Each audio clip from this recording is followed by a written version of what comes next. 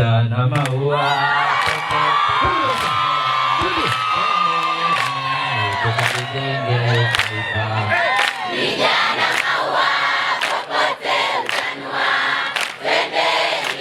Mkuu wa tawi la mafunzo ya JKT Brigadier General Peter Mnyani amewashukuru wazazi na walezi kwa kuwaruhusu vijana wao kuitikia wito wa kujiunga na mafunzo ya JKT kwa mujibu wa sheria ya 2026. Brigadier General Mnyani ameyasema wakati wa ufunguzi rasmi wa mafunzo hayo Juni 15, 2026 katika kikosi cha Ruvu kilichopo Mlandizi mkoani Pwani. Ameongeza kuwa mafunzo ya JKT ni takwa la kisheria ambalo limetaka kijana aliyechaguliwa kuhudhuria mafunzo hayo ili kujenga uzalendo, nidhamu na umoja wa kitaifa. Mafunzo ya JKT kwa mujibu wa sheria Operation Linda Amani yamefunguliwa rasmi Mkuu wa JKT Meja General Rajabu Mabele katika kikosi cha Ruvu JKT, kikosi ambacho kimewakilisha vikosi vyote vya mafunzo ya JKT. Mafunzo ya JKT kwa mujibu wa sheria Operation Linda Amani yamefunguliwa rasmi Mkuu wa JKT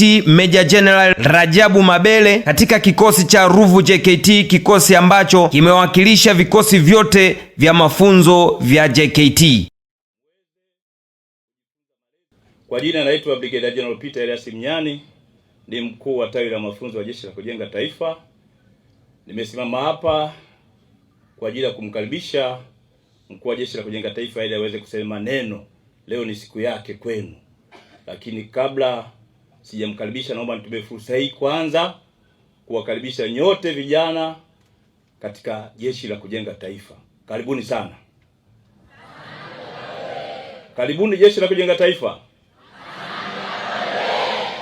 Narudia tena, karibuni Jeshi la Kujenga Taifa ili muweze kujifunza malezi yaliyo bora, stadi za kazi pamoja na stadi za maisha. Karibuni Jeshi la Kujenga Taifa ili muweze kujifunza ukakamavu na uzalendo ili muweze kuwa askari wa akiba huko mbeleni. Wazi? Lakini pili, nawapongeza wazazi wenu kwa kuwaruhusu kuja kuhudhuria mafunzo haya ambayo ni muhimu sana kwa mustakabali wa taifa letu. Wapigeni makofi wazazi waliowaruhusu.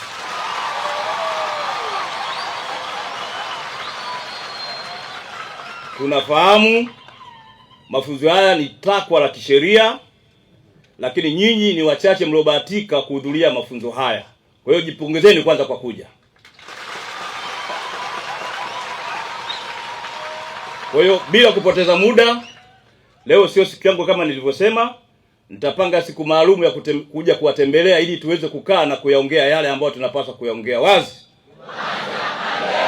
Najua unajiuliza maswali mengi sana, ni fundi gani ambaye anaweza akarekebisha pikipiki yako, generator, pampu ya kuvuta maji?